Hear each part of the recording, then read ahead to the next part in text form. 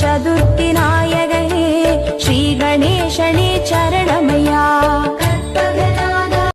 ஓம் கணபதியை போற்றி. உன்னோட கண்ணீரை தேவையில்லாதவங்களுக்கு வீணாக்காத தங்கமே.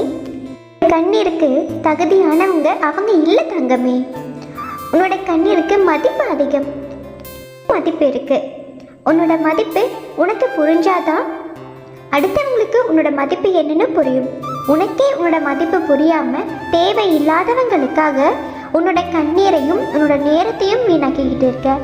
ஆனா அவங்க உன்னை நினைக்கிறதும் இல்லை, உனக்காக கண்ணீர் சிந்த போறதும் இல்லை. நீ தான் தேவையில்லாம அவங்களுக்காக கண்ணீர் சிந்திக்கிட்டு இருக்க. வேண்டாம் தங்கமே. இந்த பிள்ளையாரப்பா நான் சொல்றத கொஞ்சமாவது காது கொடுத்து கேளு. வாழ்க்கைங்கிறது ஒரு முறை தான். அந்த வாழ்க்கை உனக்காக வாழணும் தங்கமே.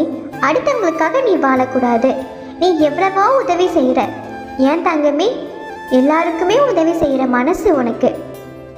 கடுகளவுக்கு கூட யாருக்கும் துரோகம் நினைக்காத மனசு உனக்கு. அடுத்தவங்க உனக்கு துரோகம் செஞ்சாங்க கூட அந்த கோபம் கொஞ்ச நேரம் மட்டும்தான். அவங்களுக்கு ஏதாச்சும் ஒரு கஷ்டம் வந்த உடனே உன்னோட மனசு துடிச்சு போயிடுது.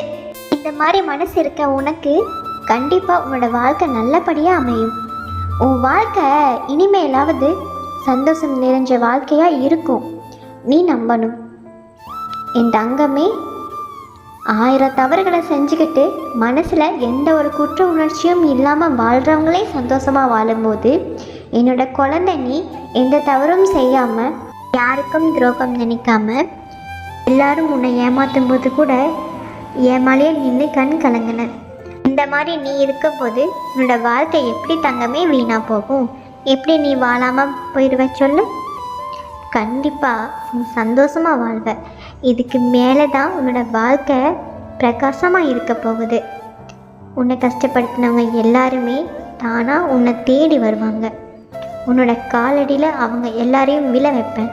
நீ எதுக்கும் கவலைப்படாமல் இரு தங்கமே. எல்லாமே கண்டிப்பாக சரியாகும், எல்லாமே மாறும். கடைசியில் நீ தான் ஜெயிக்க போகிற, அதை நீயே உணர போகிற.